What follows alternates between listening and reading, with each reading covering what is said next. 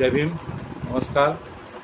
बहुजन संघटकचे सगळे वाचक, श्रोते, प्रेक्षक यांना मी मनापासून जय भीम करतो। आज अत्यंत महत्त्वाच्या विषयावर आपल्याला चर्चा करायची आहे आणि विषय आपल्या महाराष्ट्राच्या राज्याबाहेरचा आहे, बिहारचा आहे आणि विषयाचं नाव आहे की बिहारचे सत्तांतर अर्थात ओबीसींची सत्ता बिहारमध्ये आलेली आणि महाराष्ट्राच्या राजकारणात ओबीसींची स्थिती अशा प्रकारचा विषय आहे।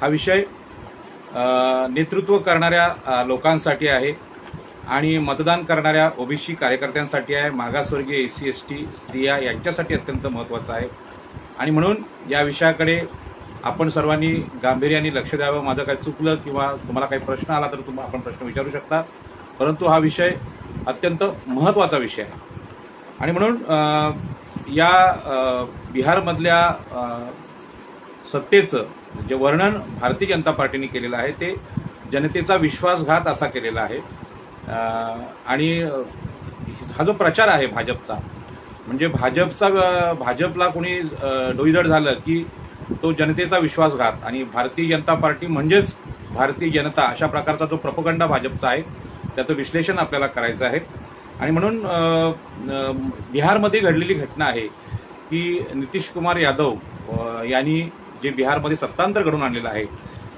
त्या सत्तांतराच्या मागचं जातीय समीकरण आहे ते आपल्याला पाहायचं आहे। आपल्याला लक्षात घ्यायचं आहे की नितीश कुमार हे जे तिथले मुख्यमंत्री आहेत ते कुर्मी आहेत, म्हणजे ओबीसी आहेत आणि तेजस्वी यादव आहेत त्यांचे सहकारी, ते आपल्याकडे महाराष्ट्रात जे गवळी लोक आहेत, दूध काढणारे लोक त्यांच्यापैकी आहेत, म्हणजेच ओबीसीच आहेत। हे दोन्ही ओबीसी लोक एकत्र येऊन भाजपला प्रचंड मोठं शहाणपण राष्ट्रीय स्तरावर शिकवून गेलेले आहेत आणि म्हणूनच ही घटना भारताच्या इतिहासात अत्यंत महत्त्वाची घटना आहे आणि म्हणून महाराष्ट्रात जे चालू आहे, महाराष्ट्रातलं सत्तांतर घडलेलं आहे हे शिवसेना महाविकास आघाडीला भाजपने फोडलेला आहे आणि तो सगळा प्रसंग आपल्याला माहिती आहे की 50-50 कोटी द्यायचे, ईडी लावायची आणि ईडी लावून लोकांना दहशतीत आणायचं आणि मग त्या दहशतीखाली त्यांना आपल्या पक्षात घ्यायचं। जे लोक आज ईडीमुळे चोर ठरलेले आहेत ते भाजपमध्ये गेल्यानंतर पवित्र होतात, असाच पाप आणि पुण्याचा जो मनुस्मृतीचा जो विचार आहे तो विचार भाजप पुन्हा आपल्या देशात आणू इच्छिते। जसं नाशिक किंवा गंगेच्या किनारी लोक गेले, पापी लोक गेले, त्यांनी किती खून केले, चोऱ्या केल्या आणि तिथे त्या पाण्यात आंघोळ केली आणि त्या भटजींनी जर त्यांना मंत्र देऊन काही पाणी शिंपडलं तर ते पवित्र होतात। अशाच प्रकारची ब्राह्मणी भूमिका राजकीय क्षेत्रात सुद्धा आज भाजप घेत आहे आणि म्हणून देशातली जी सत्तांतर होत आहेत ती सत्तांतरच्या पाठीमागं ईडी आहे आणि ईडीच्या कारवाया करून आपल्या लोकांना घाबरवलं जातं आणि या बाबतीत नितीश कुमार यांनी अत्यंत धाडसाने सांगितलं की सीबीआय आणि ईडी यांना मी घाबरत नाही। नितीश कुमार यांचं हे जे वाक्य आहे ते अत्यंत महत्त्वाचं आहे, ते सगळ्या ओबीसींसाठी महत्त्वाचं आहे की कुठल्याही भ्रष्टाचारात न अडकलेला हा नेता आहे आणि सतत मुख्यमंत्रीपदी सत्यस्थानी कसं राहायचं अशा प्रकारची मानसिकता स्वीकारलेला नेता आहे, अशा प्रकारची सत्तेची मानसिकता आत्मसात केलेला ओबीसी नेता आहे आणि लालू प्रसाद यादव सुद्धा, त्यांचे चिरंजीव सुद्धा त्याच पद्धतीने तेजस्वी यादव हे राजकारण आता करतायत आणि बिहारच्या राजकारणाने संपूर्ण देशाला एक आदर्श दिलेला आहे। मी अशी मांडणी करेन की देशातल्या समस्त मागासवर्गीयांनी आदर्श घ्यावा असं हे बिहारचं राजकारण आहे आणि या पद्धतीची जी आकडेवारी आहे त्या आकडेवारीमध्ये माझ्याकडे सगळी आकडेवारी आहे आमदारांची, कुठल्या पक्षाचे किती आमदार आहेत, परंतु या आकडेवारीत न जाता या प्रश्नाच्या मुळाशी जाण्याचा मी प्रयत्न करत आहे आणि आपल्याला माहीत आहे की या सगळ्या गुगलवर या आकडेवारी आपल्याकडे उपलब्ध आहेत आणि म्हणून त्या आकडेवारीत जाणं मला योग्य वाटत नाही। आज सकाळीच आपल्याला माहिती आहे आमच्या रायगड जिल्ह्यातल्या रसायनी या गावी रसायनी पनवेलजवळ गाव आहे आणि तिथे पहाटे आपल्याला कल्पना आहे की विनायकराव मेटे यांचं अपघातात निधन झालेलं आहे आणि त्यांना पहिल्यांदा मी माझी भावपूर्ण श्रद्धांजली अर्पण करतो आणि आपल्या विषयाकडे वळतो। बंधू आणि भगिनींनो, की बिहारमधलं सत्तांतर आहे, या सत्तांतर आणि महाराष्ट्रातलं सत्तांतर यातला फरक आपण लक्षात घेतला पाहिजे की बिहारमध्ये जे दोन्ही नेते आहेत तेजस्वी यादव आणि आपले जे मुख्यमंत्री आहेत नितीश कुमार, हे दोन्ही लोकांनी जे सत्तांतर घडून आणले त्या सत्तांतरामागची राष्ट्रीय स्तरावरची जी मानसिकता आहे ती महत्त्वाची आहे। आज भाजपचे नड्डा नावाचे अध्यक्ष जाहीरपणे सांगतात की या देशामध्ये एकच पक्ष राहील तो म्हणजे भाजप आणि इतर कुठलेही पक्ष शिल्लक राहणार नाही, अशी दरपोक्ती किंवा असा गर्विष्ठपणाचा उद्गार भाजपनी काढलेले आहेत, भाजपच्या राष्ट्रीय अध्यक्षांनी काढलेले आहेत। आणि आता दुसरा अर्थ असा आहे की या देशामध्ये आता हुकुमशाहीला सुरुवात झालेली आहे। डॉक्टर बाबासाहेब आंबेडकरांनी ज्या पद्धतीनं आपल्या देशात लोकशाही आणली आणि त्या लोकशाहीमध्ये त्यांनी आम्हाला सांगितलं की सत्ताधारी पक्षा इतकंच लोकशाहीमध्ये विरोधी पक्षाला महत्त्व असतं, म्हणजे सत्ताधारी पक्ष सुद्धा असला पाहिजे आणि विरोधी पक्ष सुद्धा असला पाहिजे, ही लोकशाहीची मांडणी आहे। लोकांवर अन्याय अत्याचार होत असतील तर विरोधी पक्षाने लोकांची बाजू घेऊन आपलं म्हणणं संसदेत मांडलं पाहिजे, विधानसभेत मांडलं पाहिजे। यामध्ये विरोधी पक्षाचं स्थान हे अत्यंत महत्त्वाचं असतं। लोकशाहीचं हे तत्व बाबासाहेबांनी आम्हाला सांगितलं आणि ह्या लोकशाहीतल्या या विरोधी पक्षाला संपवायला भाजप निघालेला आहे। त्याच्यामुळे आता देशामध्ये हुकुमशाहीची सुरुवात झालेली आहे, हे आपल्या सगळ्यांना समजदार लोकांना मान्य करावं लागतं। अशाही परिस्थितीमध्ये भाजपची सत्ता म्हणजे नक्की काय आहे हे आपण समजून घेतलं पाहिजे।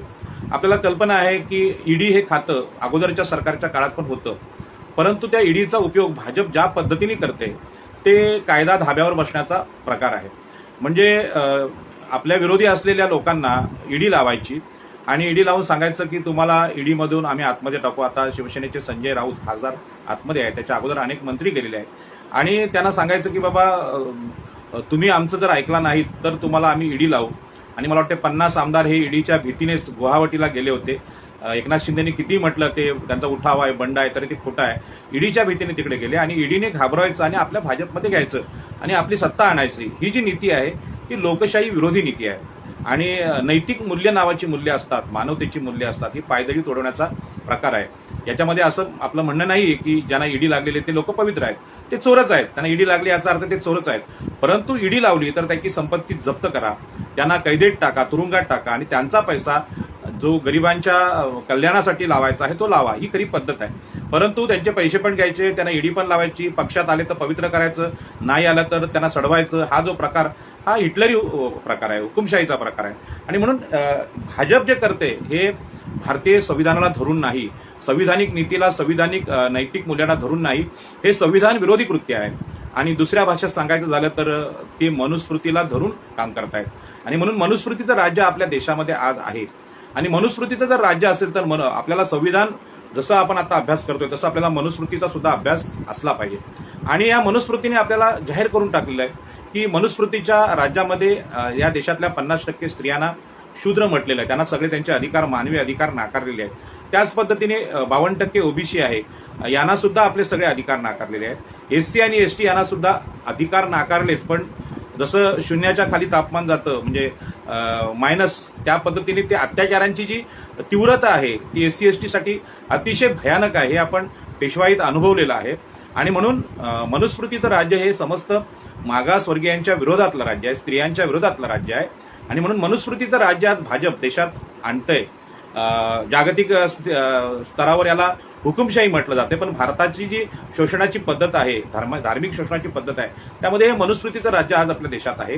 आणि म्हणून मनुस्मृतीच्या राज्यामध्ये मनुस्मृती नाहीशी व्हावी, मनुस्मृती नष्ट व्हावी म्हणून डॉक्टर बाबासाहेब आंबेडकरांनी मनुस्मृतीचं दहन केलं। आमच्या रायगड जिल्ह्यातच केलं, महाडजवळ ते दहन केलं आणि मनुस्मृतीचा निषेध या ग्रंथाचा, म्हणजे ग्रंथांवर प्रचंड प्रेम करणारा महान व्यक्ती या देशात आणि जगात कोण असेल तर डॉक्टर बाबासाहेब आंबेडकर, त्यांनी या स्त्रिया, ओबीसी, एससी एसटी यांच्या विरोधातली मनुस्मृती जाळून टाकली। आणि म्हणून आज तीच मनुस्मृती जरी समोर नसली तरी भारताच्या प्रशासनात, राजकारणात मनुस्मृतीचा उपयोग भारतीय जनता पार्टी करते। त्यामध्ये नरेंद्र मोदी आहेत, अमित शहा आहेत आणि ह्या सगळ्या पद्धती वापरून या देशातल्या मागासवर्गीयांचं शोषण सुरू आहे।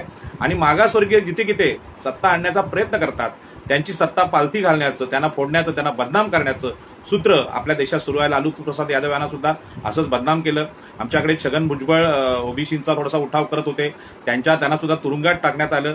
गोपीनाथ मुंडेंची तुम्ही अवस्था पाहिली आहे, काय केलं ते, आणि अनेक ओबीसी आमदार वगैरे नेत्यांची अवस्था सुद्धा फार भयानक आहे। परंतु भारतातल्या ओबीसींना आमचं शोषण ज्या पद्धतीने चालू आहे, आम्हाला ज्या पद्धतीने संपवलं जात आहे, ते समजत नसल्यामुळे आपल्याला आज फेसबुक लाईव्ह करावं लागते, नाहीतर आपल्याला याची काही गरज नव्हती। आणि मी बिहारच्या मुख्यमंत्र्यांचं, नितीश कुमार यादव यांचं कौतुक करेन, कारण अनेक वेळा संख्या कमी असताना मुख्यमंत्री कसं व्हावं या सत्तेचं कसब या मुख्यमंत्री नितीश कुमारांनी आत्मसात केलेलं आहे.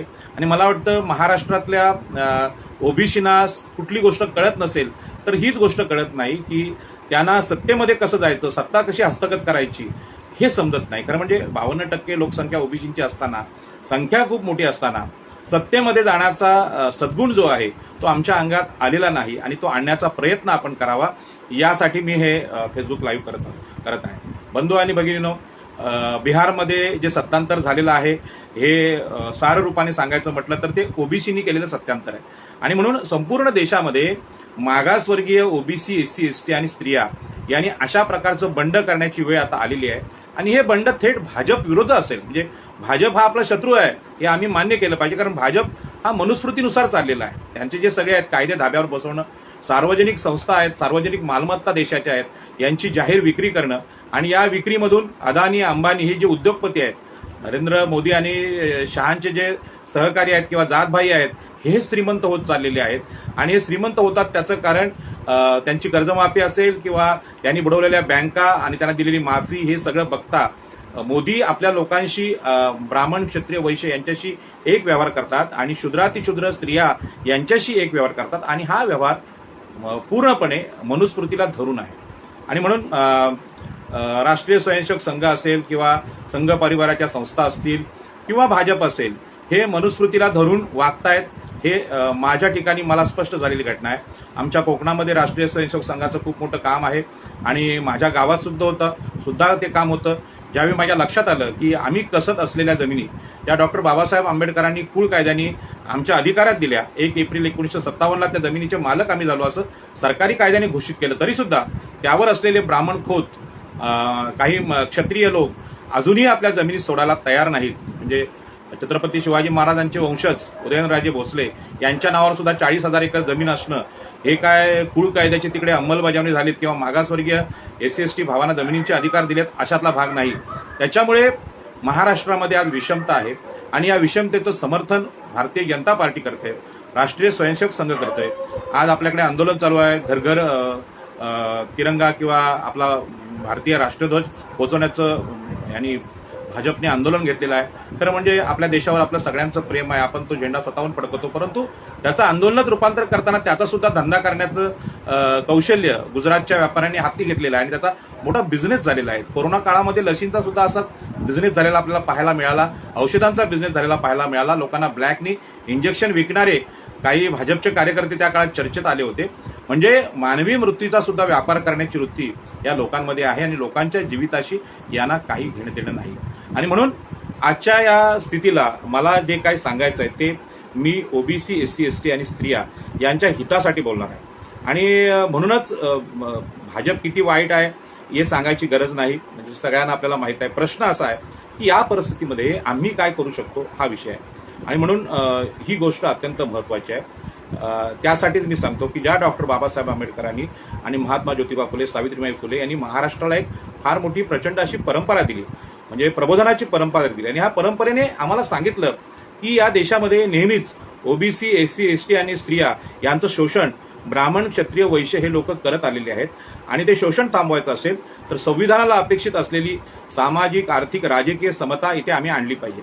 परंतु आम्ही मागासवर्गीयांनी ही समता आणण्याचं काम इथल्या उच्चवर्णीयांवर सोपवलं आणि ते आमच्याशी न्याय करतील अशा प्रकारची अपेक्षा, म्हणजे अंधश्रद्धा आम्ही ठेवली. आणि त्याचा दुष्परिणाम असा आहे की बिहारमध्ये जे बंड झालं, बिहारमध्ये ओबीसींचं सरकार आलं, म्हणजे ओबीसींचा मुख्यमंत्री झाला, पण महाराष्ट्रामध्ये ओबीसींचा मुख्यमंत्री होऊ शकलेला नाही. एकनाथ शिंदे हे मराठा आहेत, ते क्षत्रिय आहेत आणि एकनाथ शिंदेंचा अनुभव पूर्ण महाराष्ट्राला नसला तरी आम्हाला आगरी, कोळी, कराडी, भंडारी या कोकणच्या लोकांना आहे. आणि या एकनाथ शिंदेने ठाणे जिल्ह्यातल्या ज्या आमच्या सगळ्या जमिनी आहेत त्या लुटणाऱ्या बिल्डरांना पाठिंबा दिलेला आहे. मग त्यामध्ये लोढा बिल्डर असेल किंवा बाकीचे जे आता सुधाकर शेट्टी वगैरे आमचे सायन कोळीवाडा तोडणारे बिल्डर आहेत, त्या बिल्डर लॉबीला शिवसेनेने पाठिंबा दिलेला आहे. आणि एकनाथ शिंदेच्या काळात सिडकोमध्ये सुद्धा आमची प्रचंड मोठी लूट झालेली आहे. आणि ह्या एकनाथ शिंदेने ओबीसी नेते, लोकनेते दिबा पाटील यांच्या नावाला विरोध केलेला आहे. मी तुम्हाला हे सांगतो कारण महाराष्ट्रामध्ये अनेक लोकांनी गैरसमज करून घेतलेला आहे. खास करून बामसेपचे वामन मेश्राम यांनी जो चुकीचा सिद्धांत महाराष्ट्रात मांडला, तो सिद्धांत असा होता की मराठे हे शूद्र आहेत आणि म्हणून त्यांना आरक्षण मिळालं पाहिजे. अगोदर काही लोक म्हणायचे की ओबीसीना धक्का न लावता त्यांना आरक्षण द्यायला काय हरकत आहे, परंतु आपल्याला माहित आहे की आरक्षण हे ओबीसीचं आहे, आरक्षण हे एससीचं आहे, आरक्षण हे एसटीचं आहे. याच्या व्यतिरिक्त आरक्षणच नसेल तर निश्चितपणे मराठा आरक्षण हे ओबीसीतच येणार. आणि म्हणून महाराष्ट्रामध्ये जी सत्ता राहिलेली आहे, 12पेक्षा अधिक मुख्यमंत्री हे केवळ मराठ्यांचे झाले आणि ब्राह्मणांचे झाले. अपवाद म्हणून 1-2 मुख्यमंत्री ओबीसीचे झाले, एक मुस्लिमांचा झाला, एक एससीचा झाला असेल, पण बाकी सगळे डझनापेक्षा जास्त मुख्यमंत्री मराठ्यांचे झाले. आणि म्हणून महाराष्ट्रात जर परिवर्तन करायचं असेल तर मराठ्यांची महाराष्ट्रावरची जी पकड आहे ती क्षत्रिय सत्ता आहे, त्यांनी शोषण केलेलं आहे महाराष्ट्राचं, हे कधीतरी आम्हाला मान्य करावं लागेल. परंतु अनेक बंधू भगिनींचा गैरसमज या बाबतीत महाराष्ट्रात केला गेला आणि म्हणून महाराष्ट्रातलं जे सत्तांतर आहे हे बिहारच्या सारखं सत्तांतर नाही. आणि म्हणून महाराष्ट्रामध्ये जर समता आणायची असेल तर महाराष्ट्रामध्ये ओबीसी, एससी, एसटी संविधानिक पद्धतीने जे जाहीर झालेले लोक आहेत, संविधानिक निकषाने ज्यांना मान्यता दिलेली आहे, मागासवर्गीय जे सामाजिकदृष्ट्या मागास आहेत, त्यांची सत्ता आणणं हे खरं म्हणजे काम आहे. परंतु अशा प्रकारची सत्ता महाराष्ट्रात मागच्या 70 वर्षात येऊ शकलेली नाही. याच्या पाठीमागची जी मानसिकता आहे ती मानसिकता आपल्याला उघड करावी लागेल. खरं म्हणजे आपण आरक्षणाची चर्चा करत असताना म्हणजे जी काय मागासवर्गीय लोकांमध्ये जी जागृतीची जी आग आहे ती आग फक्त आम्हाला शिक्षणामध्ये आरक्षण भेटलं पाहिजे आणि आम्हाला नोकऱ्यांमध्ये आरक्षण भेटलं पाहिजे एवढ्यापुरती आहे. ओबीसीचे जे राजकीय नेते आहेत त्यामध्ये नगरसेवक असतील, सरपंच असतील किंवा आमदार खासदार असतील किंवा एससी एसटीचे लोक असतील, यांचं जे राजकीय आरक्षण आहे हे राजकीय आरक्षण अलीकडेच महाराष्ट्रात धोक्यात आलं, ते संपवलं गेलं. हे आरक्षण धोक्यात आणण्याचं काम आपल्याला आश्चर्य वाटेल की महाराष्ट्रातले जे प्रमुख पक्ष आहेत, काँग्रेस, राष्ट्रवादी काँग्रेस, भाजप, शिवसेना या सगळ्या पक्षांनी मिळून केलं. कारण हे सगळे राजकीय पक्ष हे प्रस्थापित जातीतून आलेले पक्ष आहेत. त्यांचे प्रमुख जे नेते आहेत ते ब्राह्मण आहेत, मराठा आहेत, वैश्य आहेत, यांचे नेते आहेत आणि त्यांना हे ओबीसीचं राजकीय आरक्षण नको होतं. कारण या ओबीसीच्या स्थानिक स्वराज्य संस्था त्या राजकीय आरक्षणामुळे काही लोक नगरसेवक, सरपंच, महापौर होत होते आणि नंतर आमदार होत होते, नंतर खासदारही होत होते. आणि ओबीसीना खरं म्हणजे सत्तेची जी चाहूल आहे ती या स्थानिक स्वराज्य संस्थांच्या आरक्षणातून मिळत होती. आपल्याला आश्चर्य वाटेल की डॉक्टर बाबासाहेब आंबेडकर यांचं जे योगदान या देशामध्ये आहे ते किती मोठं आहे, याचं वर्णन जर करायचं झालं तर त्याला शब्द अपुरे पडतील. की डॉक्टर बाबासाहेब आंबेडकरांनी आपल्या लोकांना सुरुवातीला सांगितलं की आपण शिकलं पाहिजे, शिक्षण घेतलं पाहिजे. शिक्षणामुळे माणूस शहाणा होतो आणि शहाणा झाल्यानंतर तो गुरगुरायला लागतो, पण तो शिकला पाहिजे. आणि त्याला रोजगार नाही हे माहीत होतं, बाबासाहेबांनी शिक्षणातल्या आरक्षणानंतर नोकऱ्यामध्ये पण आरक्षण दिलं. परंतु शिक्षण आणि नोकऱ्या ह्या मिळवायच्या जरी असतील तर सत्ताही तुमची असली पाहिजे आणि म्हणून आम्ही सत्तेत सहभागी झालं पाहिजे, बाबासाहेबांचं स्वप्न होतं.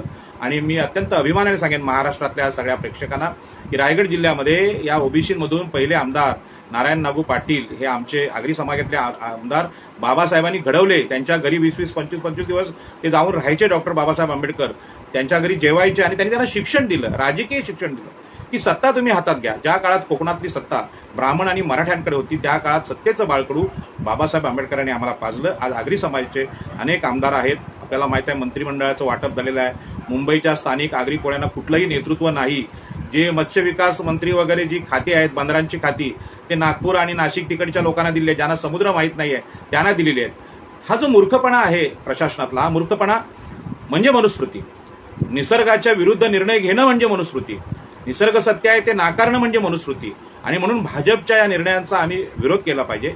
खरं म्हणजे सर्वसामान्य मतदारांनी विरोध केला पाहिजे की निसर्ग जे सांगतोय ते न ऐकणं म्हणजे मनुस्मृती आहे. हा विषय देशात ओढून सांगायची गरज आहे. आपल्याला माहित आहे, आपल्याला जन्म आई देते, आपलं पालनपोषण आई करते, आपला पहिला गुरु आई आहे आणि त्या आईला शिक्षण नाकारणारी जी महाराष्ट्रातली की देशातली मनुस्मृती आहे ती मनुस्मृती बाबासाहेबांनी का जाळली तर आमच्या आईला ती सर्व प्रकारचे अधिकार नाकारत होती. तरीही मनुस्मृतीचं समर्थन सोशल मीडियावर काही येत आहेत पोस्ट, आता ते करतायत की मनुस्मृती खूप चांगली आहे आणि खाजगीमध्ये मनुस्मृतीचं समर्थन करणारे लोक अनेक आहेत.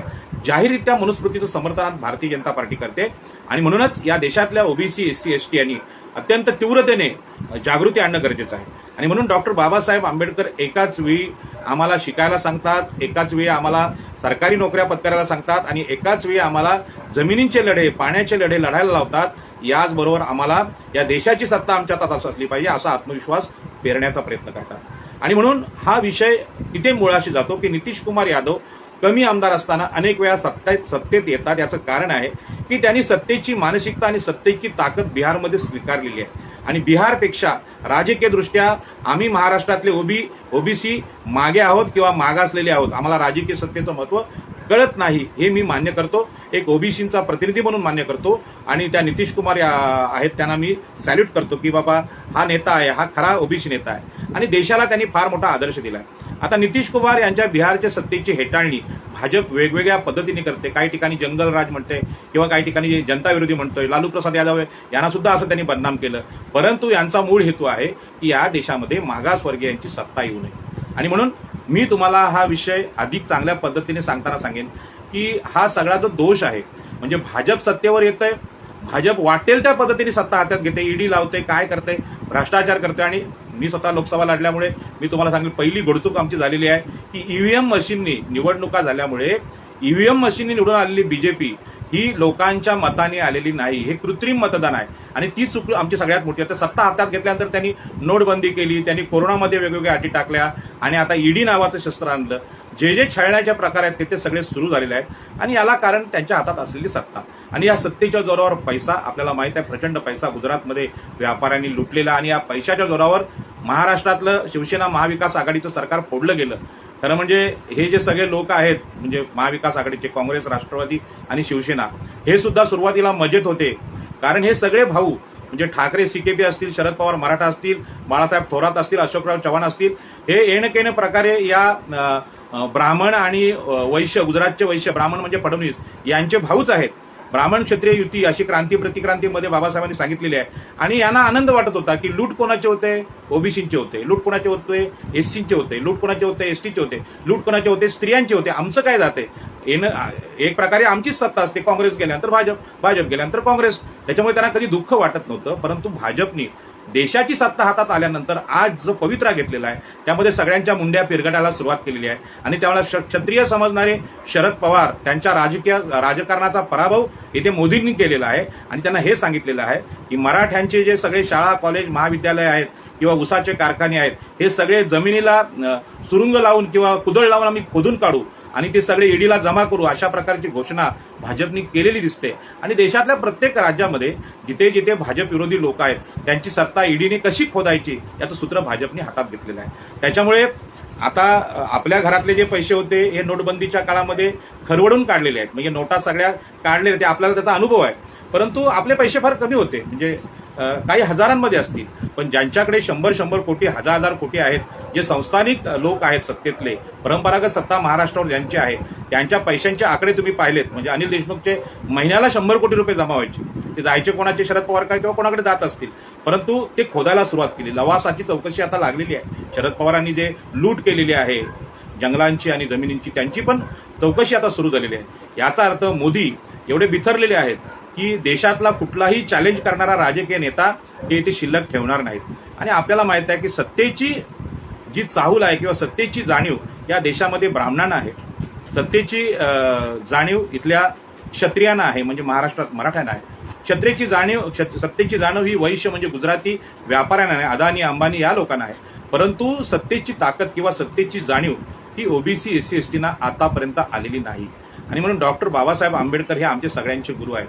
का गुरु आहेत की त्यांनी राजकीय सत्तेचं महत्त्व आम्हाला समजवलं. आजही एखादी सत्तेची खुर्ची एखाद्या ओबीसीला किंवा एखाद्या स्त्रीला कार्यक्रमात जरी दिली तरी ते खुर्चीत बसायला तयार नसतात, लाजतात. त्यांच्या मनामध्ये न्यूनगंड आहे. त्यांना असं वाटतं की आमची जागा ही खालची आहे, आमची वरची नाही. अशा प्रकारची मानसिकता घेऊन मागासवर्गीय मंडळी काम करतात. आणि म्हणून सत्तेत जरी गेले तरी सुद्धा जो आत्मविश्वास सत्ता राबवण्याचा आपल्याकडे असला पाहिजे तो आपल्या मागासवर्गीयांमध्ये दिसत नाही. आणि म्हणून ह्याची पाळमुळं म्हणजे त्याचं जे मूळ आहे ते गुलामी आहे, जे आमच्या मनामध्ये गुलामी बसलेली आहे. आणि म्हणून डॉक्टर बाबासाहेब आंबेडकरांनी महात्मा ज्योतिबा फुले यांना आपलं गुरु मानलं. याचं कारण आहे की महात्मा फुल्यांनी सांगितलं की आमचा जो मागासवर्गीय बांधव आहे हा मानसिक गुलामगिरी जी आहे त्या गुलामगिरीमुळे संपलेला आहे. आणि ती मनातली गुलामगिरी संपवल्याशिवाय तुम्ही सत्तेच्या ठिकाणी जाऊ शकत नाही. आणि म्हणून वर्तमान आमचे जे ओबीसी नेते आहेत महाराष्ट्रातले हे नेते गुलाम आहेत हे मी जाहीरपणे सांगतो. कारण तुम्हाला सांगतो की नितीश कुमार यादव यांनी जे केलेलं आहे ते करायची हिंमत महाराष्ट्रातल्या कुठल्याही ओबीसी नेत्यांमध्ये नाही. म्हणजे सत्तेत असलेल्या ओबीसी नेत्यांमध्ये नाही. आणि सत्तेबाहेर असलेल्या लोकांना सुद्धा आमच्या ओबीसींची गुलामगिरी आम्ही कशी घालवली पाहिजे याची कुठलीही माहिती नाही. आणि म्हणून डॉक्टर बाबासाहेब आंबेडकरांचा आदर्श सत्तेसाठी अत्यंत महत्त्वाचा आहे. बाबासाहेब आंबेडकरांनी महाराष्ट्राला दाखवून दिलं की राजकीय सत्ता जी असते, मग ती सत्ता इंग्रजांची असो, पोर्तुगीजांची असो, काँग्रेसची असो, राष्ट्रवादीची असेल, ज्याची सत्ता असते तो चांगले बदल समाजामध्ये घडवून आणू शकतो. परंतु आम्हाला सत्तास्थानी लढणारे लोक दुरून पाहायची सवय लागले, त्यांचं सत्तेचं भांडण होईल, आम्हाला काय करायचंय, आम्हाला काय घेणे देणे नाही, अशा प्रकारची बेफिकीर वृत्ती आमच्याकडे आज पाहायला मिळते. आणि याचे दुष्परिणाम असे आहेत की नितीश कुमार यांच्यासारखं बंड महाराष्ट्रातून होताना दिसत नाही.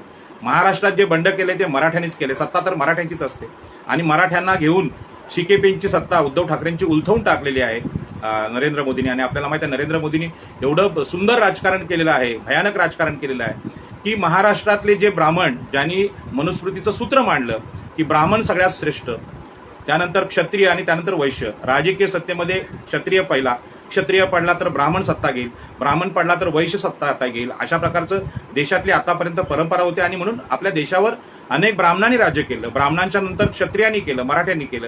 आणि आज या देशामध्ये जेव्हा वैश्यांची सत्ता आली, व्यापाऱ्यांची सत्ता आली, तेव्हा देश अत्यंत डबघाईला आला. कदाचित पुढल्या काळात फार मोठी मंदी येण्याची शक्यता आहे. देशाच्या सार्वजनिक मालमत्तांची विक्री झालेली आहे. भारतीय झेंड्याचा सुद्धा व्यापार करण्याचा प्रकार या मधल्या 2-3 दिवसात झालेला आपल्याला पाहायला मिळतोय. झेंड्यावरचं जे आपलं अशोक चक्र आहे ते गायब केल्याचं दिसतंय. म्हणजे याचा अर्थ ज्या व्यापाऱ्यांनी हे केलं ते चुकीचं आहे, ते सरकारने केले पाहिजे. झेंड्यांची जी प्रिंटिंग आहे ते सरकारी छपाईखान्यातून झाली पाहिजे, त्यातले झेंड्याचे सगळे नियम पाळले गेले पाहिजेत. ह्याचा सुद्धा विसर या सरकारला पडलेला आहे. आणि व्यापारामध्ये अंध झालेल्या लोकांनी, आपल्याला माहित आहे, शालेय पाठ्यपुस्तकं, जीवनावश्यक वस्तू आहेत, अन्नधान्य, याच्यावर सुद्धा जीएसटी लावलेला आहे. म्हणजेच मी माझ्या वाचनात आलेला आहे की हा देश ब्राह्मणांच्या हातात असतो तेव्हा काय स्थिती असते पेशवाईत आम्ही अनुभवली. हा देश क्षत्रियांच्या हातात असतो तेव्हा काय स्थिती असते हा पराभव झालेला देशाचा आपण पाहिलेला आहे अनेक परकीय शत्रूंकडून. आणि हा देश ज्यावेळी व्यापाऱ्यांच्या हातामध्ये जातो तेव्हा काय स्थिती होते, हा देश विकला जातो. आज आपल्या देशातल्या जमिनी विकल्या जात आहेत, देशातले कारखाने विकले जातात, प्रत्येक गोष्टीचा व्यापार सुरू, मानवी मृत्यूचा, दवाखान्यांचा सुद्धा व्यापार सुरू झालेला आहे. आणि म्हणून ही अत्यंत विकृत अशी सत्ता, मनुस्मृतीची सत्ता उलथवायची असेल तर ते उलथवण्याचं काम आहे इथल्या मागासवर्गीयांचं. आणि म्हणून मागासवर्गीयांची जी मानसिकता आहे त्या मागासवर्गीयांची मानसिकता ही अडचण आहे. आणि या मागासवर्गीयांच्या अडथळ्यामध्ये आपल्याला ह्याचं भारतीय समाजाचं जे विश्लेषण आहे, जे संशोधन आहे, ते ज्यांनी केलंय ते आपल्याला तपासावं लागतं. आणि म्हणून डॉक्टर बाबासाहेब आंबेडकरांनी आरक्षण देताना सुद्धा आरक्षणामध्ये केवळ आरक्षण फक्त राजकीय आरक्षण किंवा शैक्षणिक किंवा नोकऱ्यातलं नाही, तर सत्तेच्या दृष्टीने ते मागे राहिलेले आहेत. ज्यांचे मुख्यमंत्री कधी झाले नाही, ज्यांचे आता बघा ठाण्याची सत्ता ही आगरी कोळ्यांची, मग तिथून खासदार होतो एकनाथ शिंदेचा मुलगा, तिथून मुख्यमंत्री होते एकनाथ शिंदे. आमचे अनंत तरे नावाचे नेते होते, शिवसेनेचे नेते होते, परंतु ते कोळी समाजाचे नेते होते. त्यांना संपवून एकनाथ शिंदे साताऱ्यावरून त्यांनी तिथे राज्य केलेलं आहे. म्हणजे क्षत्रिय लोकांमध्ये लुटमार करण्याची सत्तेची हाव ही जन्मताच आहे. आणि ही मनुस्मृतीने सांगितलेली विकृती आहे. आणि ही विकृती नष्ट करण्यासाठी आपल्याला बाबासाहेबांनी आरक्षण दिलं, शिक्षण दिलं, राजकीय सामाजिक नोकऱ्यातलं आरक्षण दिलं. यातून ओबीसीना जे सुचवायचं आहे बाबासाहेब आंबेडकरांना, बाबांनो तुम्ही गरीब घरात जन्माला आलात, हा तुमचा दोष नाही, परंतु गरीब घरात जन्माला आल्यानंतर चांगलं शिक्षण घेऊन, चांगला अभ्यास करून तुम्ही देशातली महत्वाची जी सत्तेची पदं आहेत ती पटकावली पाहिजे, तिथे तुम्ही गेलं पाहिजे. हे बाबासाहेबांचा उद्देश आहे, तो आम्ही विसरलो. आणि आज अशी स्थिती आहे की ज्या महाराष्ट्रामध्ये बाबासाहेबांनी, महात्मा ज्योतिबा फुलेंनी आणि सावित्रीबाई फुलेंनी शिक्षणाचा विचार, सत्तेचा विचार आम्हाला शिकवला, त्याच महाराष्ट्रामध्ये बिहारपेक्षा अत्यंत वाईट स्थिती राजकीय दृष्टीने आमची आलेली आहे. कारण ओबीसीना आता कोणी विचारतच नाही. म्हणजे महाराष्ट्राच्या सत्तेमध्ये मुख्यमंत्री मराठा एकनाथ शिंदे, उपमुख्यमंत्री देवेंद्र फडणवीस आणि विरोधी पक्षनेता अजित पवार मराठा. म्हणजे मराठ्यांनी सत्तेचं कुठलंच स्थान इथल्या मागासवर्गीयांना ठेवलेलं नाही, ब्राह्मणांनी ठेवलेलं नाही. आणि ही अत्यंत दुर्दैवी घटना आहे. ही कोंडी फोडायची असेल तर आपल्याला राजकीय दृष्ट्या आपल्यामध्ये जागृती आणावी लागेल. आणि राजकीय संघर्ष हा फार मोठा संघर्ष असतो. आणि त्या संघर्षामध्ये मी स्वतः लोकसभा लढलेलो आहे. त्याच्यामध्ये पहिली गोष्ट असते, ती पहिली गोष्ट अत्यंत भयानक असते. ती कुठली गोष्ट असते की जो कोणी सत्तेच्या मैदानात उतरतो त्याला मनुस्मृतीची जी नीती आहे, साम दाम दंड भेद, ती मनुस्मृतीची जी रचना आहे, त्या वाटेल त्या पद्धतीने त्याला विकत घेण्याचा पहिला पाश टाकला जातो. आणि पैसे दिले जातात, त्यांना सत्तेचं आमिष दिलं जातं. आणि हीच आमिष देऊन हे 50 आमदार फोडलेले आहेत. ज्यांना काय काय दिलं असेल त्याचा आपण कल्पना करू शकत नाही. फार विकृत गोष्टी असतात त्या. तशा प्रकारचा मोह आपल्या लोकांना टाकला जातो. आणि आपले लोक 1 कोटी, 2 कोटी, 50 लाख यात विकले जातात. हे विकलं जाणं जे आहे ना, माणसाचं जे विकलं जाणं आहे, म्हणजे पूर्वी जो मी अनेक वेळा सांगत असतो की मानवी देहाचा व्यापार, गुलामांचा व्यापार स्वातंत्र्यपूर्व काळामध्ये जगामध्ये चालत होता. आणि हा गुलामांचा व्यापार थांबण्यासाठी भारतामध्ये डॉक्टर बाबासाहेब आंबेडकर असतील, परदेशामध्ये मार्टिन ल्युथर किंग असतील, अब्राहम लिंकन असतील, मोठमोठ्या लोकांनी काम केलं आणि माणसाला स्वातंत्र्य, समता, बंधुता ही जीवन मूल्य दिली की मानवी जीवन अत्यंत अमूल्य आहे आणि ते स्वाभिमानाने जगलं पाहिजे. डॉक्टर बाबासाहेब आंबेडकरांचं मला आवडलेलं सुंदर वाक्य, मनाचं स्वातंत्र्य हे खरं स्वातंत्र्य. बाकीचं तुम्ही काय असेल ती गोष्ट, पण तुमचं मन स्वतंत्र असलं पाहिजे. तुम्हाला जे बोलायचं आहे हे निडरपणे, बिनधास्तपणे बोलता आलं पाहिजे. ही हिंमत ज्याच्यामध्ये असतो तो माणूस स्वतंत्र. अशा प्रकारची व्याख्या डॉक्टर बाबासाहेब आंबेडकरांनी केली. आणि ही स्वतंत्र मनाची गोष्ट आमच्या खरं म्हणजे जसं बिहारच्या ओबीसीना कळले तसं महाराष्ट्रातल्या ओबीसीना कळलेलं नाही. आणि म्हणून त्यांनी अशा प्रकारचं मनाचं स्वातंत्र्य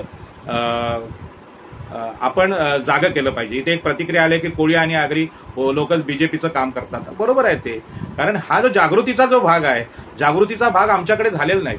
मी अभिमानाने सांगेन, डॉक्टर बाबासाहेब आंबेडकर ज्या समाजात जन्माला आले तिथे लोक प्रचंड जागृत झालेले आहेत आणि तिथले मतदार प्रचंड जागरूक आहेत. नेत्यांचं सोडून द्या, नेते आपले आंबेडकरी नेते सुद्धा बीजेपीचं काही लोक काम करतात, आठवले साहेब आहेत त्याच्यामध्ये, तरी सुद्धा मतदार आहे, सामान्य माणूस आहे, बौद्ध माणूस आहे, आंबेडकरी माणूस आहे, अत्यंत स्वाभिमानी आहे.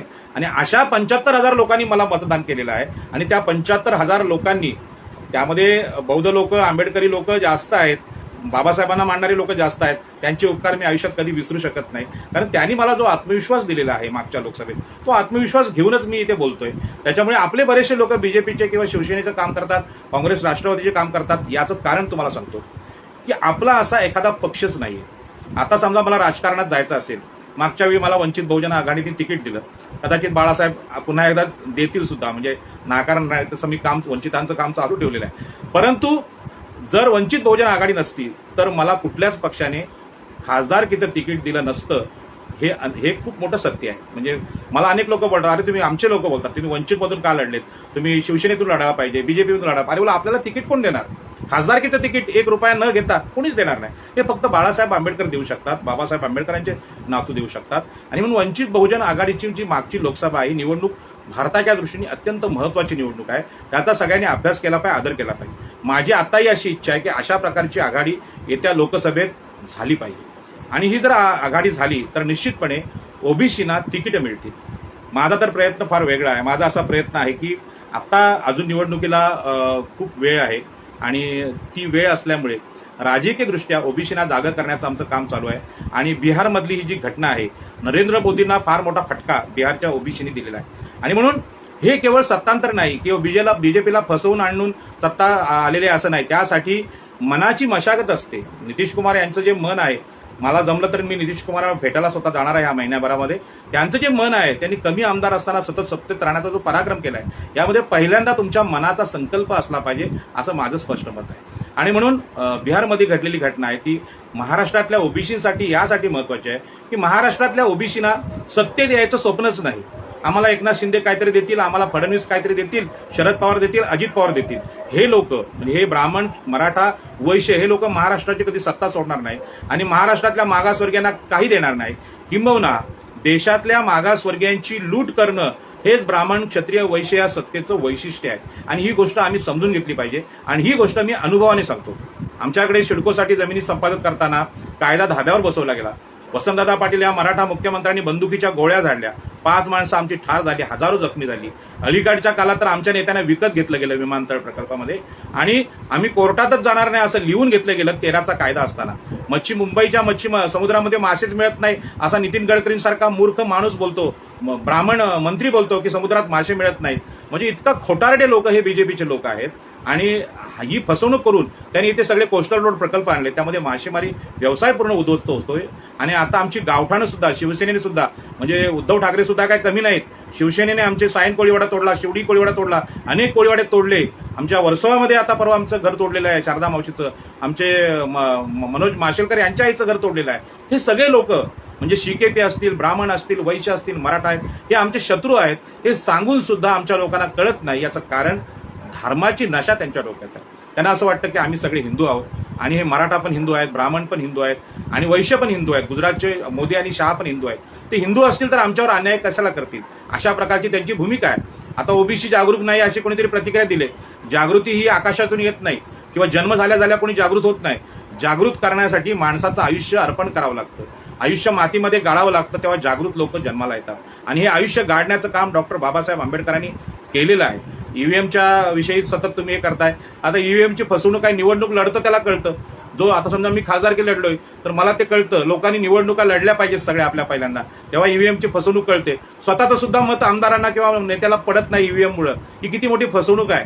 आणि ही गोष्ट अनुभवाशिवाय येत नाही, आणि म्हणून मला त्याचा अनुभव आलेला आहे. आणि म्हणून हे फेसबुकवर व्हॉट्सअपवर जे जागृती करणारे लोक असतात ते अत्यंत महत्वाचे लोकशिक्षण आहे. आणि म्हणून बांधवानो, या सगळ्या छोट्या छोट्या कृत्रिम गोष्टी, आता ईव्हीएमनी लोक निवडून आलेत, ते देशाची लूट करतात, हे वास्तव आहे. तरी सुद्धा हे सगळी साधनं बाजूला ठेवा.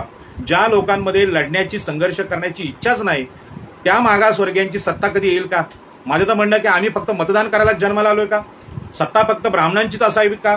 सत्ता फक्त क्षत्रियांची, मराठ्यांचीच असावी का? सत्ता फक्त वैश्य व्यापाऱ्यांचीच असावी का? सत्तेमध्ये आम्ही असलो पाहिजे, ही मनाची भूमिका मागासवर्गीयांमध्ये येत नाही. हा आजच्या चर्चेचा विषय. आणि म्हणून बंधू आणि भगिनीनो, हा जो न्यूनगंड आमच्यामध्ये पेरलेला आहे, आम्ही सतत मार खाणारे लोक आहोत, हारणारे लोक आहोत. आम्ही खरं म्हणजे ईव्हीएम यंत्र वगैरे सगळं खोटं आहे. अहो, या सगळ्या सत्तेच्या खेळामध्ये जर आमचा माणूस जागा असेल तर या सत्ताधाऱ्यांची कॉलर पकडायची हिंमत त्याच्यामध्ये येऊ शकते. तुम्ही असं करू शकत नाही. आणि म्हणून लोकनेते डी.बा. पाटील यांनी आमच्या जमिनींचं आंदोलन केलं, त्यांच्यावर समोरून गोळ्यांचा वर्षाव झाला, मागे हटले नाहीत, सरकारला माघार घ्यावी लागली. आणि हा जो विजय आहे, ही जी आत्मशक्ती असते, आतली ताकद असते, ती लढण्याची क्षमता असते, ती ज्या समाजामध्ये आहे त्याला कुणी हरवू शकत नाही. या ईव्हीएम मशीन सुद्धा फोडणारे लोक येतील आणि हे फार काळ चालणार नाही. आता याची चर्चा जगभर व्हायला लागली. नरेंद्र मोदी आता बदनाम व्हायला लागले आहेत, शहा सुद्धा बदनाम व्हायला लागलेत. आणि आज काय झालंय की या गुजरातच्या वैशानी ब्राह्मणांना सुद्धा अपमानित केलेलं आहे, फडणवीसांना उपमुख्यमंत्रीपद दिलंय, मराठ्यांना सुद्धा पार पिळून काढलेलं आहे. शरद पवारांचं जे स्वतःला खूप मोठे जाणते राजे वगैरे म्हणायचे, त्यांची अवस्था फार बिकट केलेली आहे. त्यांचा वैचारिक आणि नैतिक पराभव मोदींनी केलेला आहे. त्यामुळे या देशातले आता हे सगळे यांची भांडणं सुरू झाली आहेत. पण या भांडणामध्ये ब्राह्मण, क्षत्रिय, वैश्य नेहमी सत्तेसाठी एकत्र येतात. आणि ही गोष्ट मागासवर्गीयांना समजली पाहिजे. मला असं म्हणणं आहे की मी भगवान बुद्धांचं साहित्य जेव्हा वाचलं त्यावेळी भगवान बुद्ध धम्मपदामध्ये म्हणतात की प्रत्येक वेळी आपल्या अपयशाचं, आपल्या दुःखाचं खापर आपण दुसऱ्यावर पडतो, ते चुकीचं आहे. हा सगळा दोष असतो तो आपला असतो. आणि म्हणून आपण आपल्यामध्ये जर परिवर्तन करून घेतलं, म्हणजे अत्तदीप भव हा त्यांचा संदेश आहे. बदल आपल्यामध्ये केले तर जग बदलू शकतं.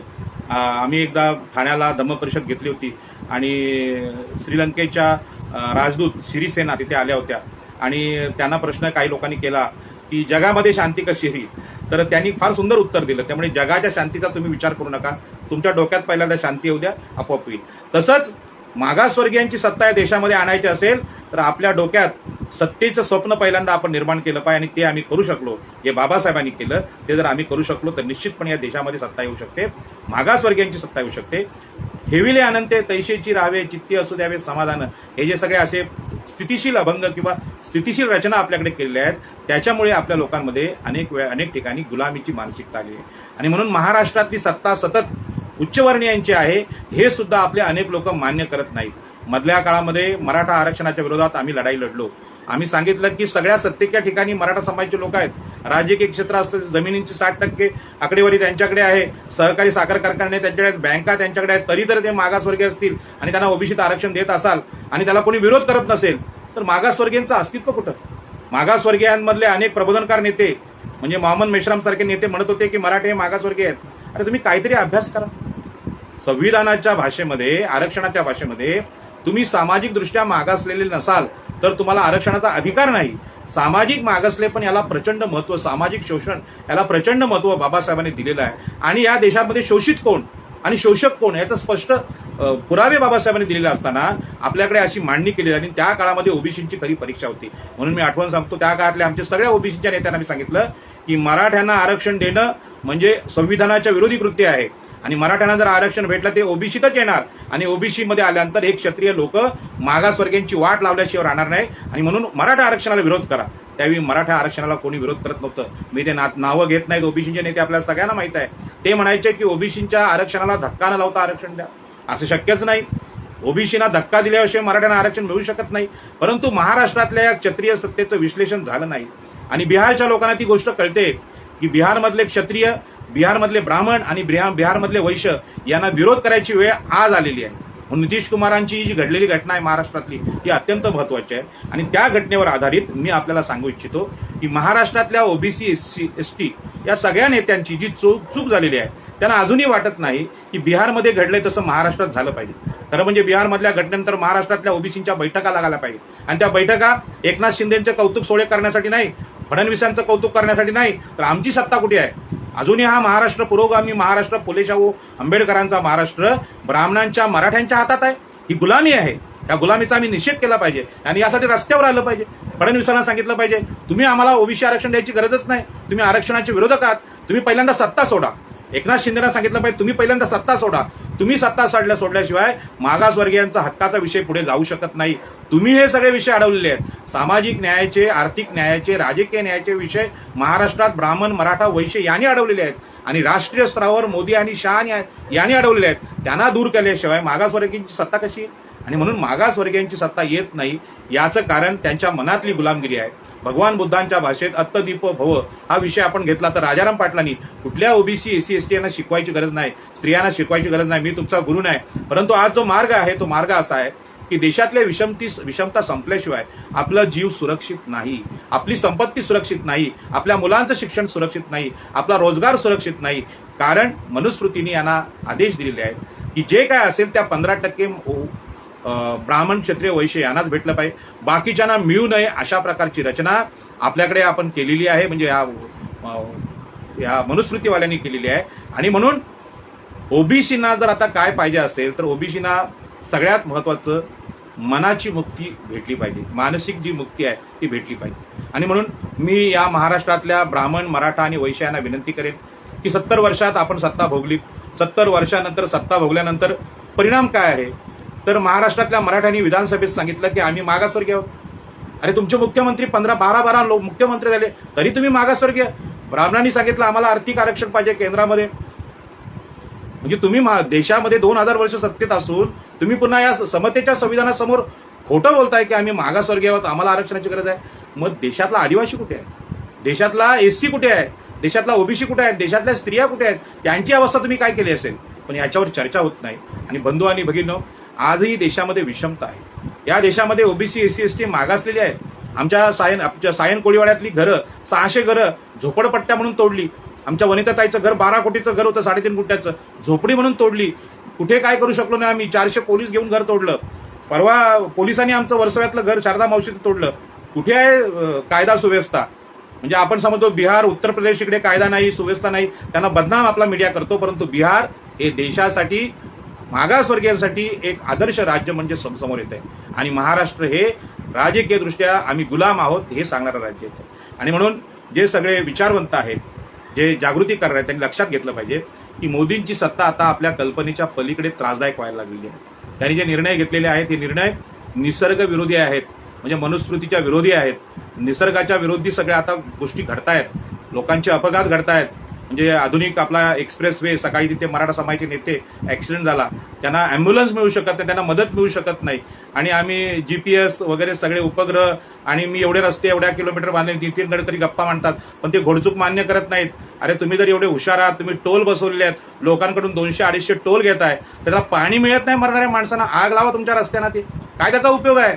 आणि म्हणून ह्या लोकांना सांगितलं पाहिजे की या देशातले ब्राह्मण, क्षत्रिय, वैश्य खरोखर हुशार असते तर देशाचा पराभव इंग्रजांनी, पोर्तुगीजांनी, मोगलांनी केलाच नसता.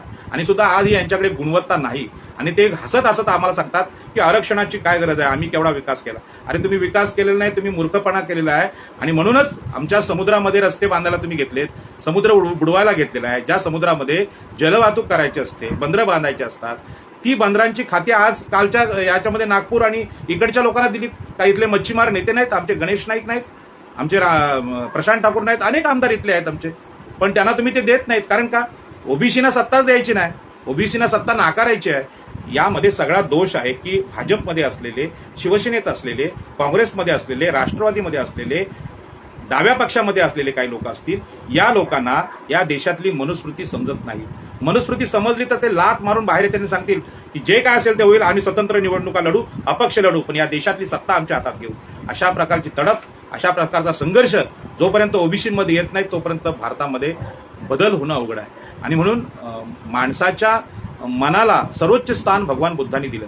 आपल्याला माहीत आहे की आपल्याकडे हिंदू विचारांमध्ये धार्मिक सगळे जे धर्म आहेत, ख्रिश्चन, मुस्लिम असेल किंवा बाकीचे सगळे धर्म असतील, या सगळ्यांनी आत्मा सांगितला, स्वर्ग सांगितला, नरक सांगितलं, आणि हा माणसाचा आत्मा मग स्वर्गात जातो, आत्म्याचा कोणी नाश करू शकत नाही, त्याची भूतं वगैरे होतात, या सगळ्या कल्पना सांगितल्या. परंतु भगवान बुद्ध आणि बाबासाहेबांनी सांगितलं की माणूस घडवण्याचं काम हे माणसाचं मन करत असतं. आणि म्हणून ओबीसीने आता हा विचार केला पाहिजे. या डॉक्टर बाबासाहेब आंबेडकरांनी आम्हाला जमिनी दिल्या, शिक्षण दिलं, आरक्षण दिलं, सगळ्या प्रकारचे अधिकार दिले, आणि ते देत असताना त्यांनी सांगितलं, बाबा रे, हे सगळं जरी घेतलं की साधनं तुमच्याकडे पैसा खूप असला तरी सुद्धा एक गोष्ट महत्वाची आहे, मनाने तुम्ही गुलाम असाल तर या साधनांचा उपयोग शून्य आहे. आणि म्हणून आज ओबीसीकडे 52% लोकसंख्या आहे, देशातली चांगली बऱ्यापैकी संपत्ती आहे, उत्पादन क्षमता आहे, परंतु मनाने गुलाम असल्यामुळे केंद्रामध्ये मोदी आणि शाह आणि राज्यामध्ये फडणवीस आणि एकनाथ शिंदे आमच्यावर राज्य करतात. आणि ही आमची गुलामी आहे. महाराष्ट्रामध्ये मराठ्यांची सत्ता असणं, महाराष्ट्रावर ही ओबीसींची गुलामगिरी आहे. याच्यावर आपल्या प्रतिक्रिया आल्या पाहिजेत आणि आपण स्पष्ट केलं पाहिजे की नक्की सत्ता काय आहे. आणि म्हणून ही सत्ता बदलायची असेल तर आपण रस्त्यावर आलं पाहिजे, लोकांना संघटित केलं पाहिजे, सांगितलं पाहिजे की एकनाथ शिंदे या ओबीसींच्या जिल्ह्यामध्ये, ठाणे जिल्ह्यामध्ये मुख्यमंत्री होतो, आमच्यावर राज्य करतो. ही देशाच्या दृष्टीने लोकप्रतिनिधित्व जो कायदा आहे तिथल्या लोकांना प्रतिनिधित्व मिळालं पाहिजे, ही आपली संविधानाची मांडणी आहे. हे प्रतिनिधित्व नाकारण्याचा प्रकार आहे. मुंबईसारख्या एवढ्या मोठ्या 88 आमदार जिथे आहेत, 12 खासदार आहेत, तिथे कोळ्यांचा एक आमदार नाही, खासदार नाही, आग्र्यांचा नाही. ही जी स्थिती आहे ही या मुंबईच्या सत्तेच्या परिसरामध्ये मराठा आणि ब्राह्मण कसे घुसलेले आहेत आणि जे कशी लूट करतात या मुंबईची, याचं उदाहरण आहे. आणि म्हणून मुंबईतल्या झोपडपट्ट्या एसआरए खाली लुटल्या गेल्या. झोपडपट्ट्यांमध्ये कोण आहे? मुस्लिम बांधव आहेत, आमचे एससी एसटी बांधव आहेत. मग आमचे एससी एसटीचे नेते, आमचे IAS ऑफिसर तिथे काय करतायत? आमच्या झोपडपट्ट्या तोडल्या जात आहेत, आमची कोळीवाडे गावठाणं तुटली जात आहेत. मुंबई परिसरात जे होतंय तर महाराष्ट्रात काय होत असेल? आणि म्हणून झोपडीत राहणाऱ्या माणसांनी आता फार मोठ्या नेत्याची अपेक्षा करू नये. बाबासाहेब आंबेडकरांचा फोटो आपल्या भिंतीवर लावावा आणि बाबासाहेबांच्या प्रेरणेने सांगितलं पाहिजे की मैदानात लढायला आम्ही तयार आहोत. आणि म्हणून डॉक्टर बाबासाहेब आंबेडकरांनी भीमा कोरेगाव आम्हाला सांगितलं. कारण आमच्या मनामध्ये जी दहशत बसवलेली आहे, कथा, पुराण, मनुस्मृती, मीडिया आजचा, ती दहशत अशी बसवलेली आहे की क्षत्रिय मराठा हाच शूर असतो, ब्राह्मण हाच शूर असतो, पेशवा हा शूर असतो, आणि वैश्य व्यापारीच हे श्रीमंत असतात, धनाढ्य असतात. परंतु एकेकाळचे मुंबईचे व्यापारी आम्ही, हे टोपी घालणारे लोक, जगामध्ये श्रीलंका आणि अरब राष्ट्रांशी आम्ही व्यापार करायचो. सोनं आम्ही रस्त्यावर सुकवायला ठेवायचो, सोन्याची कौलं घरावर घालणारे आम्ही व्यापारी. या पेशवाईच्या नंतरच्या काळामध्ये आज भीक मागायची वेळ आली, घरं तुटायला लागली, न्यायालयात, पोलीस स्टेशनला याचना करायची वेळ आली आमच्यावर. कशामुळे आली? आम्ही आमची सत्तेची स्थानं सोडली. पोर्तुगीज आणि इंग्रजांचा आरमार बुडवणारे आम्ही आगरी कोळी लोक आज इथे उद्धव ठाकरे, राज ठाकरे असतील, शरद पवार असतील, अजित पवार असतील, देवेंद्र फडणवीस असतील, यांना समुद्रात पोहता येत नाही, गुडघावर पाण्यात पोहता येत नाहीत, ते लोक आम्हाला शहाणपण शिकवतात. याचं एकच कारण आहे की आम्ही मानसिकदृष्ट्या गुलाम जातो. आणि म्हणून भीमा कोरेगाव बाबासाहेबांनी सांगितला, आणि त्या भीमा कोरेगावने हे सिद्ध केलं की या देशातल्या ब्राह्मण आणि क्षत्रिय सैनिकांचा, सत्ताधाऱ्यांचा, सेनापतीचा पराभव आमचे 500 सैनिक करू शकतात, म्हणजे आम्ही जिंकणारे लोक आहोत. माहीमच्या किल्ल्यामध्ये भंडारी समाजाच्या 300 लोकांनी 6000 डच लोकांचा पराभव केला.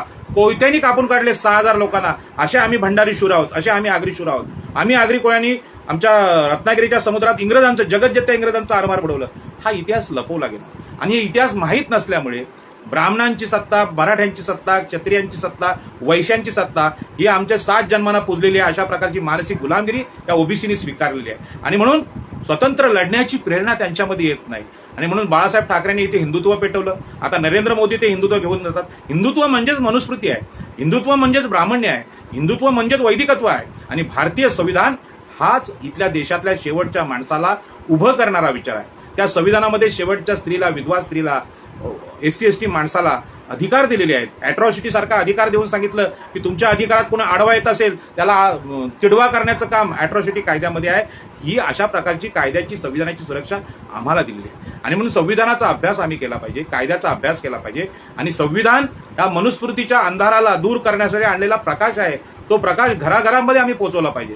परंतु सगळ्यात महत्त्वाचं, ओबीसींचं आजचं जे दुखणं आहे ते धर्माने हिंदू आहेत, आणि हिंदू धर्माने लादलेली मनुस्मृती, हिंदू धर्माने लादलेली गुलामगिरी आम्ही डोक्यात घुसवले, मनात घुसवले, सगळ्या शरीरात घुसवली, आणि सगळं शरीर आम्ही नासवलेलं आहे. आणि म्हणून हे जर विष बाहेर काढायचं असेल तर आपल्याला भगवान बुद्धाच्या, डॉक्टर बाबासाहेब आंबेडकरांच्या, महात्मा ज्योतिबा फुले यांच्या, लोकनेते दिबा पाटील यांच्या मार्गाशिवाय दुसरा पर्याय नाही. आणि म्हणून आमच्याकडे आम्ही आता जे लोकनेते दिबा पाटलांचं आंदोलन चालवलं, ही ओबीसींची मानसिक शक्ती वाढवण्याचं आंदोलन होतं. हिंदू हृदय सम्राट बाळासाहेब ठाकरे यांचं नाव विमानतळाला एकनाथ शिंदे या मराठ्याने दिलं. आम्हाला ते कळलं या मराठ्याला काय करायचं, या मराठ्याला इथल्या आगरी कोळ्यांना गुलाम करायचा आहे, जो छत्रपती शिवाजी महाराजांचा आरमाराचा खरा मावळा आहे, ज्यांनी समुद्रामध्ये या इंग्रजांना सळोकी पळून करून सोडलं आणि छत्रपती शिवाजी महाराजांचं जीवाचा कोट करून रक्षण केलं. तेव्हा हे मराठे कुठे होते? तेव्हा छत्रपतीची राजधानी रायगडमध्ये कोकणामध्ये कशाला आली? आणि म्हणून ह्या कोकणामध्ये आम्हाला दाबण्यासाठी बाळासाहेब ठाकरेंचं नाव विमानतळात दिलं गेलं. आम्ही तो संकल्प केला की बाळासाहेब ठाकरेंचं नाव आम्ही समुद्रात बुडवून टाकू आणि उद्धव ठाकरेंना ते नाव मागं घ्यायला लावलं, फडणवीसांना मागं घ्यायला लावलं, ते एकनाथ शिंदेना मागं घ्यायला लावलं. आज ओबीसीच्या नेत्याचं नाव विमानतळाला लागतंय. मला अभिमान आहे की नामांतराची जी चळवळ आहे ती माझ्या आंबेडकरी भावांनी हजारो संसार उद्ध्वस्त करून केली, चालवली आणि जिंकली. त्याचं कारण आहे ती स्वाभिमानाची लढाई होती, ती भाकरीची लढाई नव्हती. की आम्हाला इथे सन्मानाने जागायचं आहे. आज ओबीसीना रायगडच्या ठाणे, रायगड, मुंबईच्या आग्र्यांना, कोळ्यांना, भंडाऱ्यांना हे स्वप्न मिळालेलं आहे की आम्हाला आमच्या भागात, ह्या भागाचे आम्ही राजे आहोत, आम्ही इथले मालक आहोत. संविधानाने आम्हाला अधिकार दिला आहे आणि त्यासाठी आम्ही लढणार.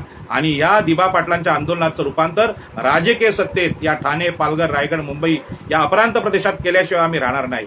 आणि म्हणून बिहारमधल्या नितीश कुमार यादवांना मी सॅल्यूट करतो आणि सांगतो की तुम्ही जे केलेलं आहे ते ओबीसीचं बंड आहे आणि देशातलं हे ओबीसीचं बंड समस्त मागासवर्गीय 52% ओबीसी असतील आणि एससी एसटी स्त्रिया यांना सगळ्यांना राजकीय अधिकार देणारं बंड असेल. आणि म्हणून मुद्दाम मी आपली क्षमा मागतो की तिथले आमदार कोणी फोडला, काय केला, हे फोडाफोडीचं राजकारण जे चाललेलं आहे भाजपाचं, हे मनुस्मृतीला धरून चाललेलं आहे. कारण ते कुठलेही कायदे मानत नाही, ते देवाला सुद्धा घाबरत नाहीत, देवाला खाऊन बसलेले लोक आहेत.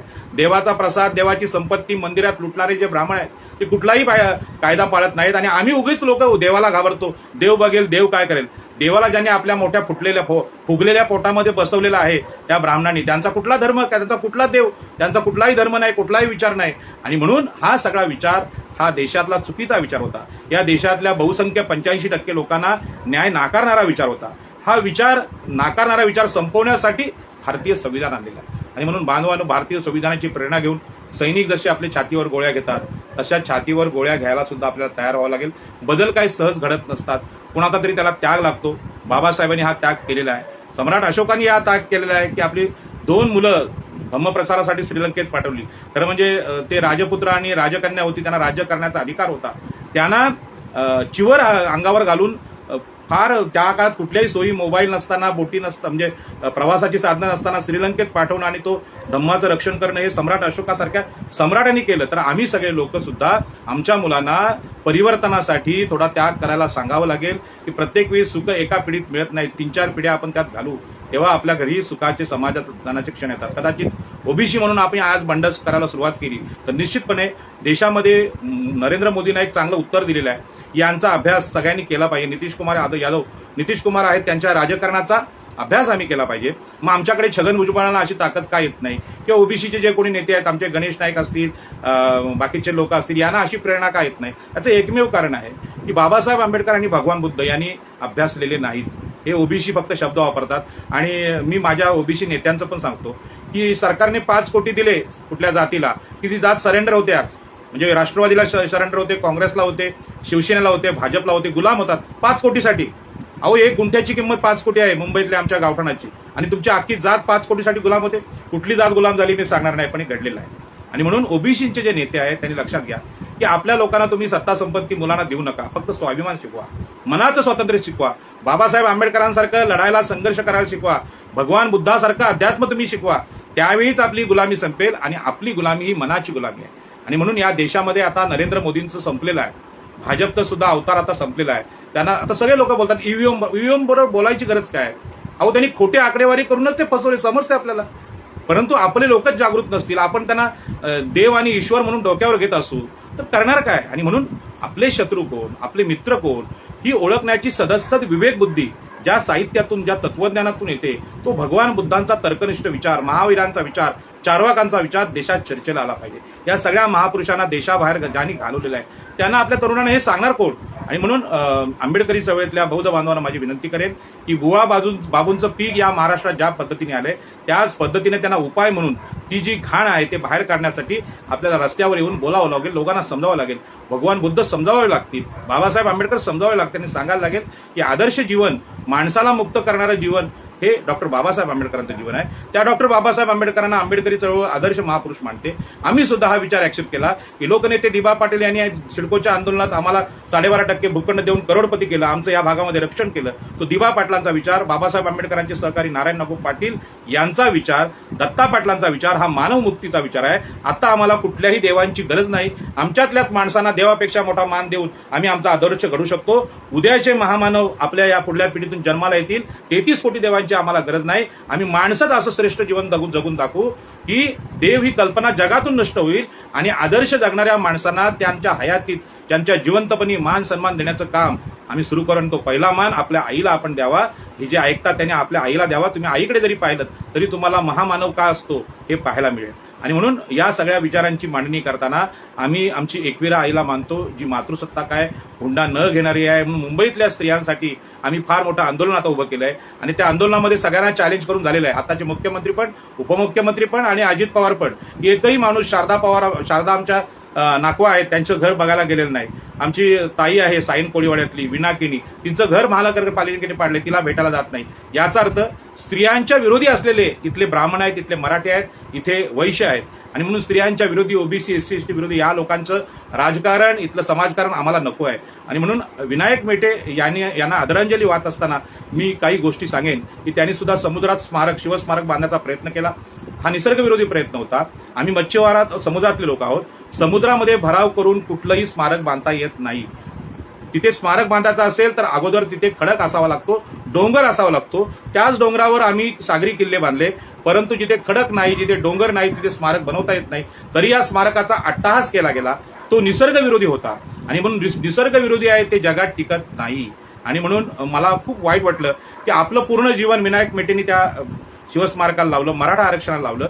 मराठा आरक्षण सुद्धा हा अनैसर्गिक विषय आहे. मराठ्यांना आरक्षणाची गरज नाही.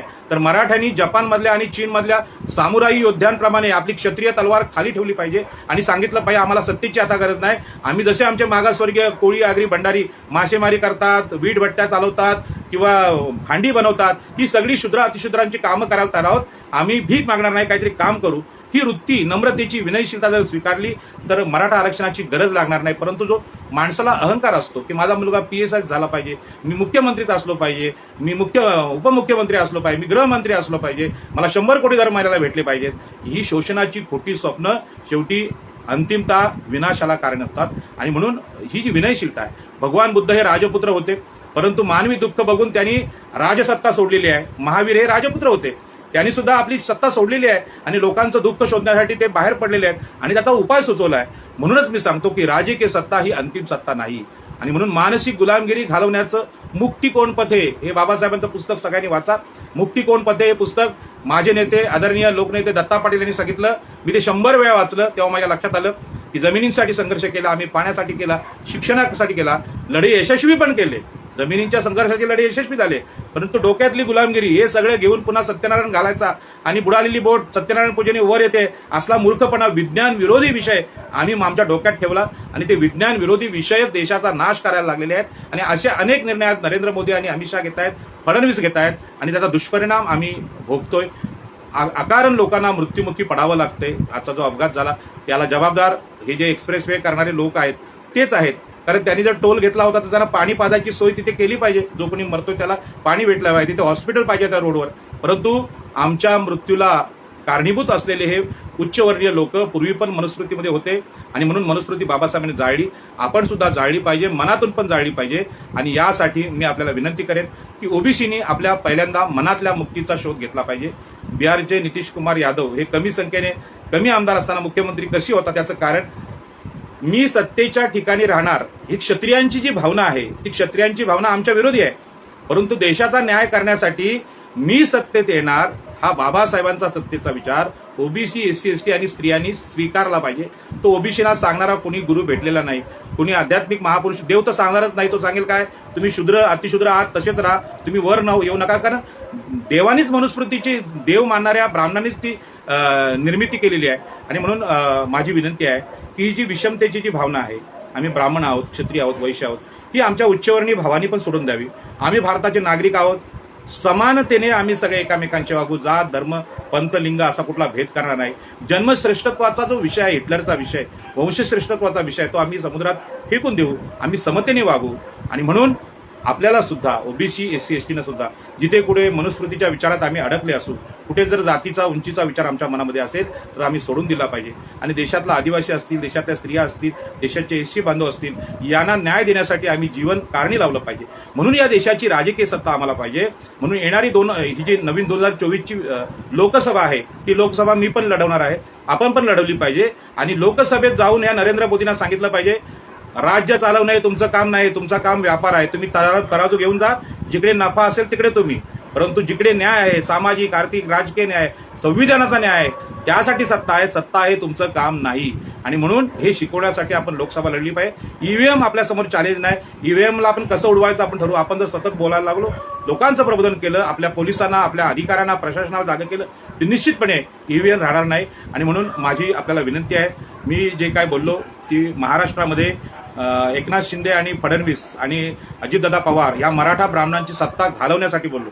ही सत्ता घालवून ओबीसीची SC STची सत्ता आपल्याला इथे आणायची आहे, तरच आपली घरं सुरक्षित होतील, यासाठी बोललो. आणि ती सत्ता घालवण्यासाठी, उच्चवर्णीयांची सत्ता घालवण्यासाठी जे जे काय करायचं असेल ते मी तयार आहे, आपल्यासोबत काम करायला तयार आहे. आणि म्हणून या सगळ्या प्रेक्षकांना माझी विनंती आहे की माझ्या मनातला हेतू अत्यंत छोटा हेतू आहे की ओबीसींच्या मनाची मानसिक गुलामगिरी जोपर्यंत संपत नाही आणि मानसिक स्वतंत्रतेची कल्पना त्यांच्या हृदयात उतरत नाही, तोपर्यंत हे ब्राह्मण क्षत्रिय वैश्य आपल्यावर राज्य करत राहणार. आणि हे राज्य हे म्हणजे आपली गुलामी आहे. ही गुलामी आपण दूर करूया.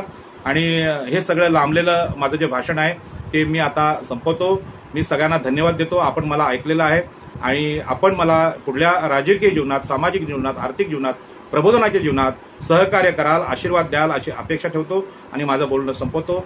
जय हिंद, जय महाराष्ट्र, जय भीम, नमो बुद्धाय.